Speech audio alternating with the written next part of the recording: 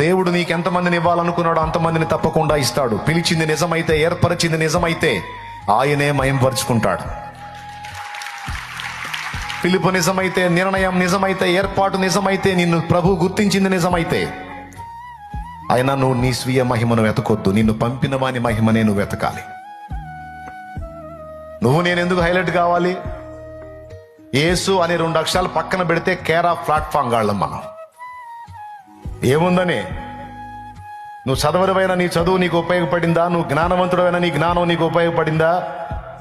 నువ్వు ఎలాంటి విద్యావేత్తవో, ఎలాంటి సంపాదకుడివి అయినా సరే, నీ పరిస్థితులని ఎలా మారిపోయి ఏ స్థితికి వెళ్ళిపోతే యేసు దర్శించాడు.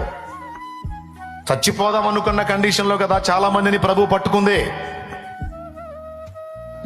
అంటే తెలివితేటలు, చదువు, విద్య, విజ్ఞానం, సంపాదన, సమృద్ధి ఏవి కూడా నీకు ఆదరణ ఇవ్వలేకపోయినప్పుడు, అన్ని శూన్యంగా మారిపోయినప్పుడు, బ్రతికే చేదై చావాలనుకున్నప్పుడు కదా జీవితంలోకి యేసై ఎంటర్ అయింది.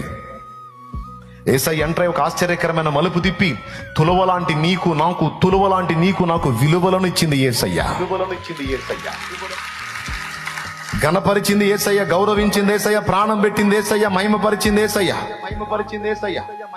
నువ్వు మాట్లాడుతుంటే కనీసం 10 మంది వచ్చి నీ ముందు కూర్చున్నారంటే ఆ 10 మంది హృదయాల్లో నీకు ఇంత స్థానం ఇచ్చింది యేసు.